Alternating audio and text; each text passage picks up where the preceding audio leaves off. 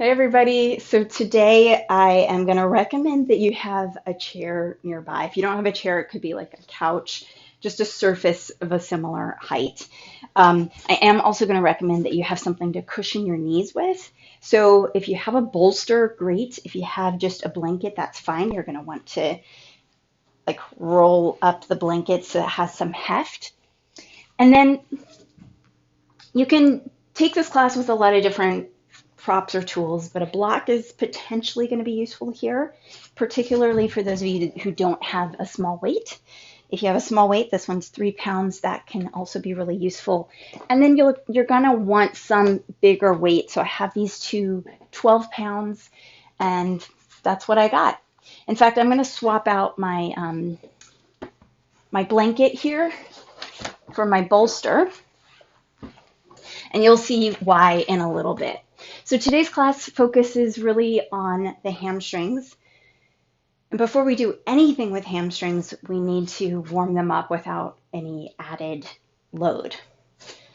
So let's get to it. Please stand up and just start to kick your butt. You can go right to left. If you stand on one side and you're just kicking with one leg, I'm going to have you kick centrally, a little out to the side of the hip, and a little across the body. So center, side, across the body. All right, so however you're doing this, try to get all the different angles of the hamstrings. This is a really, really important practice for those of us showing up from a yoga background, because for many of us in yoga, there's a lot of hamstring lengthening and really almost no hamstring strengthening. There really isn't. Like the amount of strength that these muscles, the amount of load that these muscles can take is a lot, and we're just not getting to it in almost any yoga practice unless you were to really design a bodyweight practice around hamstrings. So now that your hamstrings feel a little warmed up, let me just say another thing. Many of us who haven't used our hamstrings in this kind of shortened range against gravity or with some external resistance, some external load, we might have some cramps, right? So if you get cramps, the thing to do is to use the corner of the block or your hands and just dig in there, give it a rest, keep moving, shake it out, and then come back to what you're doing, but maybe a softer, lighter version, okay? So the next thing that we're going to do is a regular deadlift, and I have to teach you the form of this. If you already know how to deadlift, go ahead and feel free to grab your weights. So feet are shoulder distance apart, a little bit wider. You can do this in a lot of different ways, but this is a nice starting point. You do have a bend in your knees, but the most important thing is that your spine is going to stay more or less neutral. So maybe take one hand to your chest and one hand to your abdomen or to your low back, and just let your hips go back and forth, back and forth. So this is the basic foundation of a deadlift. Now, you can add a lot of weight with a deadlift. I just grabbed my 12 pounds, and the idea here is that my arms are just hanging, dragging, kind of down to gravity. In those final few inches, as I lower down almost to the floor, your hamstrings and your glutes are doing a lot. As you stand up, your glutes have to do a fair bit of extra work, that squeeze at the top. And you can really, really load this up. Many of us are capable of lifting much more than 12 pounds, I hope. So we're still in our warm-up phase. One of the next things that we are going to do after the double leg deadlift is kind of a single leg deadlift. And so you can do this a few different ways, one of which is to have one foot back and be on your tiptoes. And why don't we start here? So standing leg, your front leg, is going to have, again, a little bit of a bend to it. You're going to mostly keep your spine neutral. And you're just going to count, right? Let's do about 6 to 8. I know this isn't the heaviest load. You don't have to have any weight with you right now. You can literally just focus on form. Hips back, spine neutral, glute squeeze at the top. Good. And then do the other leg, right? With or without the weight. I'm just going to clear something from my screen. You guys look great. Perfect. Okay. So we've gone over that version of the single leg. You could also, if you want to be really fancy with it, do a kind of a warrior three thing here. If this is your first time using weights with the deadlift, you don't have to do that.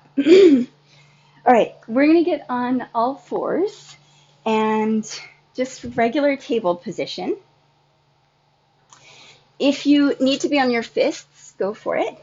And you're going to bend your knee up, try to bring your heel really close to your hip, and do a big circle here.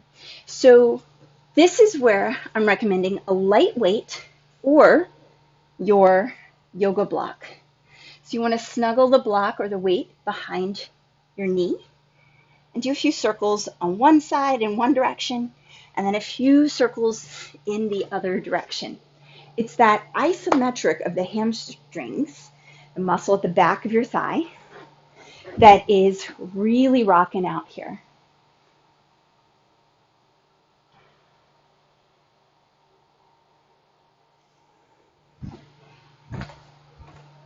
A lot of other hip muscles are getting involved too. Let's go ahead and switch to the other side.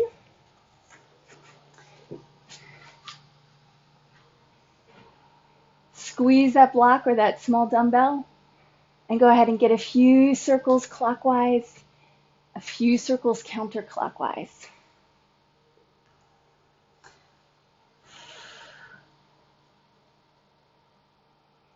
And then I'm going to show you the form of our final movement. So we have about 4.5 movements here. We have our standing butt kicks, which we only needed to do once.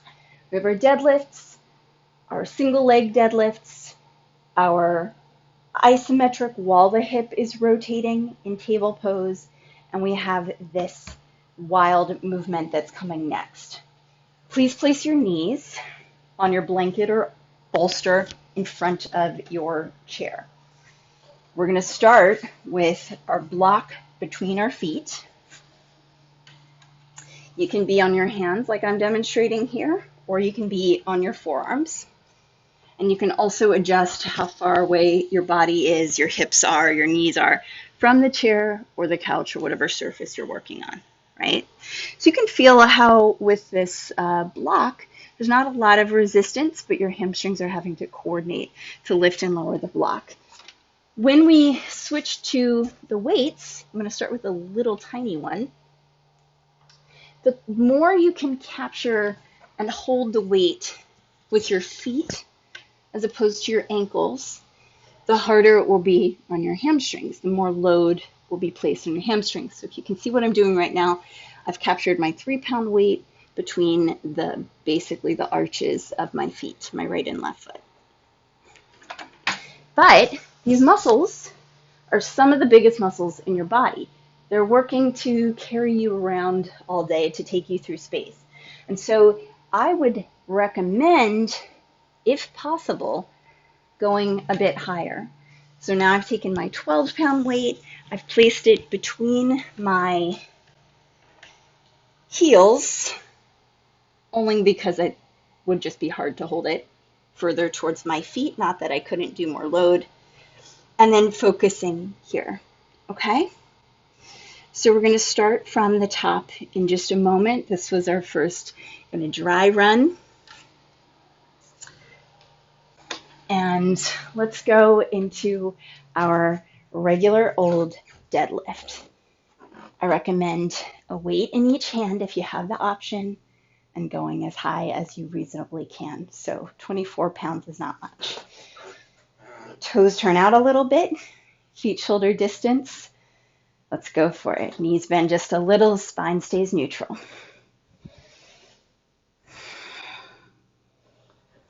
It's your hamstrings that control your way down and help you to lift back up.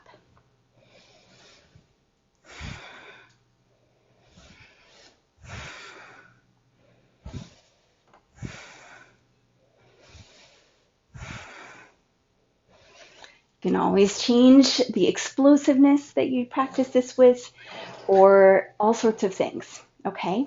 Since I happen to have my bolster behind me, I'm going to use it as part of my kickstand for the single leg version of the deadlift. So I'm going to prop my right foot up back here, a little bit of a split squat style or split lunge style. I still have my 2 weights. You could feel free to go down to 1 and drop it down, lift it up, control and lift. You want to think like you're shaving the legs so the hips go back.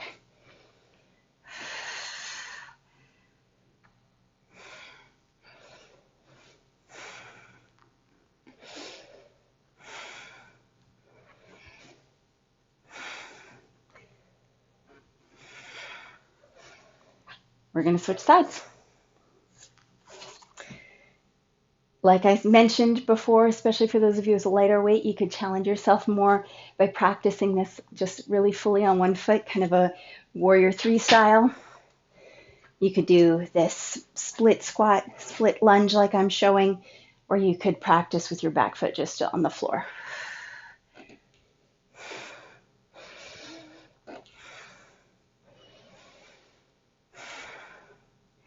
Spine stays neutral. Knee bends a little bit.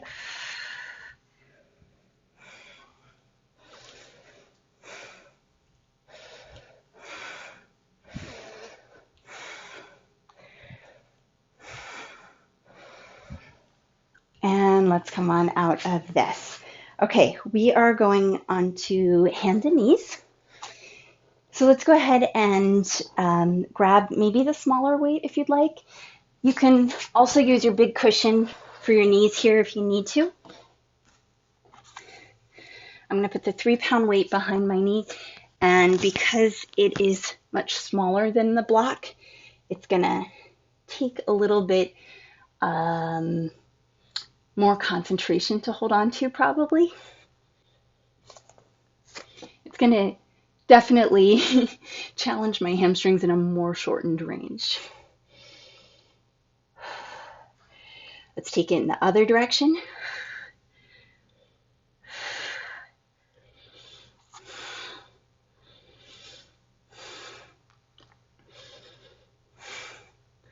For anyone who has ever fretted about whether to waste your time or spend your time doing cardio versus weight training, pay attention to how warm you are right now, how quickly you're breathing, and notice that you wouldn't be this warm if your body wasn't working really hard, if your heart wasn't really working quite hard to resist the weight. You can go at a pace that works for you, but just so you know, I've done about 5 circles clockwise and now wrapping up 5 circles counterclockwise on each side. And that was how I chose to practice that table thing. Let's set ourselves up for the kneeling hamstring curl. So knees on the cushion, on that slightly elevated cushion. Bring the weight as close as you can to the arches of your feet. And go ahead and curl. Little bicep curl of your hamstrings.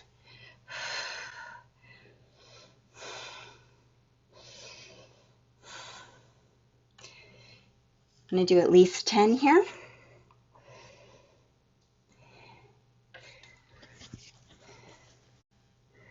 A good rule of thumb is if you can easily get to 8 or 10 reps, you could probably challenge yourself with more weight. That being said, if you're newer to lifting weights, I definitely recommend taking it a bit more slowly. So it's fine to underload as you're learning because there's a lot of cognitive components to this whole learning process. Let's close out with some basic deadlifts. I know we've done them quite a few times already, but this is really one of the most foundational movements and functional movements of our lives, right? So hips back, maybe take your feet wider this time. I kind of just did that naturally. And then drop it down, maybe tap your weights all the way to the floor. At the top, squeeze your glutes. So this gets hamstrings, it gets glutes. Changing the angle of the legs really changes the fibers that are going to be activated here. One more. Beautiful. All right. So I hope you enjoyed this practice. Do not be surprised if you are not somebody who has purposefully exercised your hamstrings a lot, if you feel a little bit of muscle soreness in the next 24 to 72 hours, or just stiffness. It's really, really important to keep these muscles going. We worked on some really functional and some really specific isolating movements today, and I think they're all good. I'm excited to hear your thoughts. So thanks for joining.